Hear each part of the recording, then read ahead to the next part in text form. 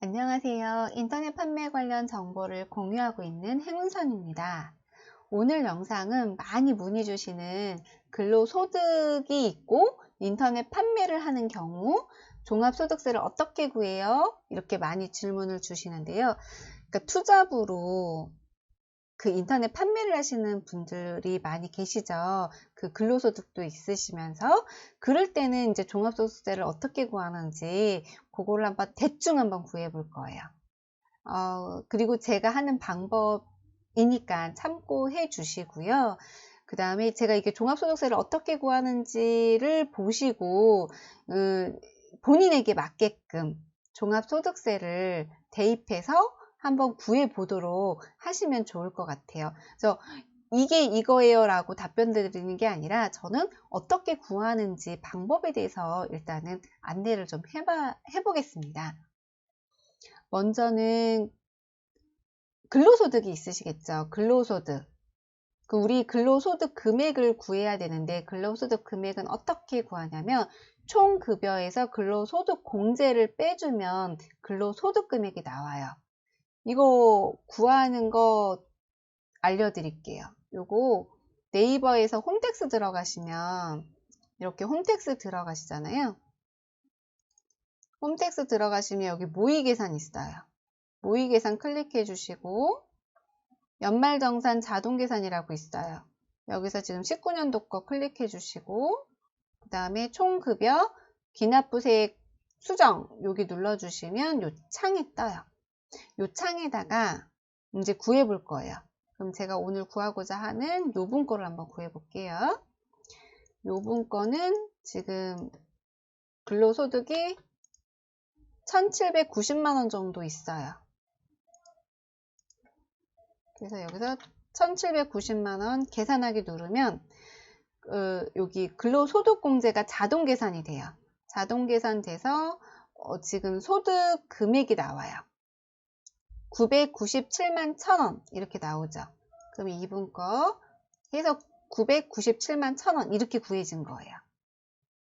이렇게 구해졌고 그 다음에 사업소득도 구해야 되죠. 저희가 인터넷 판매했을 때 그걸 사업소득이라고 해요. 사업에서 나온 거는 총 매출 빼기 필요 경비를 해주시면 사업소득이 나옵니다.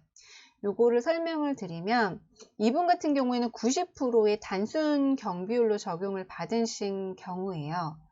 그러면 8,800만 원의 매출이 있는데 이분의 단순 경비율은 90%래요. 인터넷 전자상거래는 85%죠. 그래서 본인의 단순 경비율이 몇 프로인지 기준 경비율이 몇 프로인지 확인하셔서 대입하시면 돼요. 이분의 경우를 따지면 이분 같은 경우에는 90%래요. 그래서 8,800만 원의 90% 정도 비용을 인정을 받기 때문에 사업 소득 금액은 850만 원만 잡혔어요. 그리고 이분은 임대소득도 있는데 임대소득에서 필요경비를 빼줘요. 근데 이분 같은 경우에는 임대소득 금액이 3,270만 원인데 기준 경비율, 단순 경비율로 갈 수가 없대요. 이분은 기준 경비율로 갈 수밖에 없는 상황인 거예요. 근데 기준 경비율이 13.6%래요. 그러면 총 매출에서 13.6%만 비용으로 인정받기 때문에 사업소득 금액은 2,800만 원 정도가 잡혀요. 그래서 이분 같은 경우에는 기준 경비율로 가지 말고 간편정보를 작성해서 가셨다라면 비용을 좀 더 많이 인정을 받을 수 있었던 케이스인데 그렇게 하지 못하셨어요. 그렇게 하지 못하셨고 그리고 이제 여기서 아까 전에 근로소득 구하셨죠? 근로소득 금액은 990만 원 정도 잡히셨어요. 요거를 다 합산을 하시면 총소득 금액이 나와요. 자, 총소득 금액 구했고 여기다가 우리 소득 공제를 구할 거예요. 소득 공제 같은 경우에는 인적 공제가 제일 커요. 본인 공제 150만 원, 그 다음에 배우자 공제 있고 자녀 공제, 그 다음에 부모님 공제도 있어요. 그래서 나의 소득 공제에는 뭐뭐가 있는지는 따로 확인하셔서 개별마다 다르시기 때문에 꼭 확인하셔야 된다. 본인 공제만 받으시면 500만 원이 아니라 150만 원인데 이분 같은 경우에는 500만 원 정도의 소득공제를 받는다라고 하시더라고요. 그러면 과세표준을 구해볼까요? 총 소득 금액에서 소득공제를 빼주시면 과세표준이 나와요. 그래서 4,170만 원 정도의 과세표준, 그러면 세율은 15% 구간, 4,600만 원 미만, 이분은 정말 잘하셨죠. 소득 구간이 4,600만 원 미만이기 때문에 15% 구간으로 가겠지만, 만약에 소득이 좀 더 잡혀가지고 조금만 더 오버하셔서도 4,600만 원 넘으시잖아요. 그렇게 되면은 이분은 24% 구간으로 가요. 세율이. 그런데 이분은 지금 과세표준이 4,100만 원이라서 15% 구간이다. 그래서 누진공제가 108만 원을 빼주고, 그럼 산출세액은 518만 원 정도 나온다. 그러면 여기서 또 세액공제를 제외해 주세요. 요거를 빼주는데 세액공제도 이분이 128만 원 정도 세액공제를 받는다고 하세요. 그래서 세액공제를 빼주시고 기납부세액 같은 경우에는 중간예납을 하신 거예요. 종합소득세를 중간예납을 150만 원 정도 하셨는데 추가로 납입하시는 금액이 238만 원 정도 있다. 이렇게 내용을 정리할 수 있어요. 만약에 기납부세액이 없으셨으면 이분은 1년 동안 세금을 얼마 냈던 거예요? 390만 원 정도 냈던 거예요. 4,670만 원 정도 총소득이 있는데 여기서 지금 390만 원 정도 종합소득세를 납부한 케이스가 됩니다. 그래서 이분 같은 경우에는 기납부세액이 있었기 때문에 238만 6천 원 정도의 세금을 더 내셨다라는 결론을 얻을 수가 있어요. 이거를 어떻게 구했냐면 이렇게 구했어요. 이분은 2018년도 종합소득세 신고를 하신 그 신고하고 나서 그 납부서들을 다 갖고 계셨어요. 그래서 그걸 토대로 제가 이렇게 대충 어떻게 계산을 하는지를 공부를 했던 거예요. 이분 같은 경우에는 지금 이게 업종 코드예요. 업종 코드, 이 코드의 수익 금액이 8,800만 원, 그리고 단순 경비율, 이분은 지금 단순 경비율 대상자셔가지고 단순 경비율이 지금 자가율 해서 90% 나왔거든요. 이렇게 나왔고, 그 다음에 두 번째는 임대사업자인데 임대사업자 같은 경우에도 이렇게 업종 코드 나오고요. 업종 코드별로 이게 기준 경비율이냐 단순 경비율이냐 요거 달라요. 그래서 이분 같은 경우에는 일반율 해서 13.6%. 일반율은 뭐냐면 이거 세를 준 거고 자가율은 자기가 쓰고 있냐 뭐 이런 걸 물어본다고 하더라고요. 그거는 확인하셔서 이분 어차피 두 개 다 똑같으니까 13.6% 이렇게 계산이 된 거예요. 요걸 가지고 제가 자료를 만든 거예요. 그리고 이 신고 확정 안내서를 보면 이것도 보여줘요. 아까 전에 저희 계산할 때 중간 예납을 얼마를 했다. 중간 납부 얼마 했다. 이것도 나오고 그 다음에 국민연금이 얼마가 잡혔다. 이것도 나와요. 그리고 세액공제 항목. 이분이 연금저축 계좌를 드신 게 있어서 이만큼이 있다. 뭐 이런 것도 나와요. 그러면은 퇴직연금에 뭐 얼만큼 공제가 된다. 막 이런 게 나와요. 그럼 세액공제, 소득공제.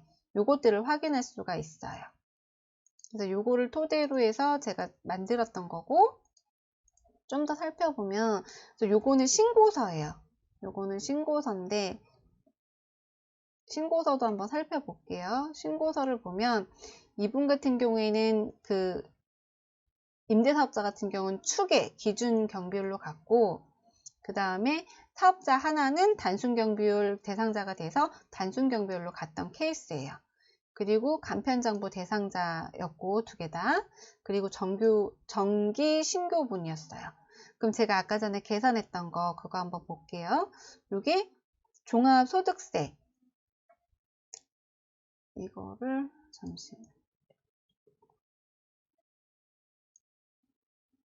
네, 이렇게 잡아드리면 이게 종합소득금액 아까 4,678만 5천원 그리고 소득공제 아까 500만원 그래서 과세표준 4,175만 9천원, 그리고 세율이 15%, 그래서 산출세액이 518만 3천원.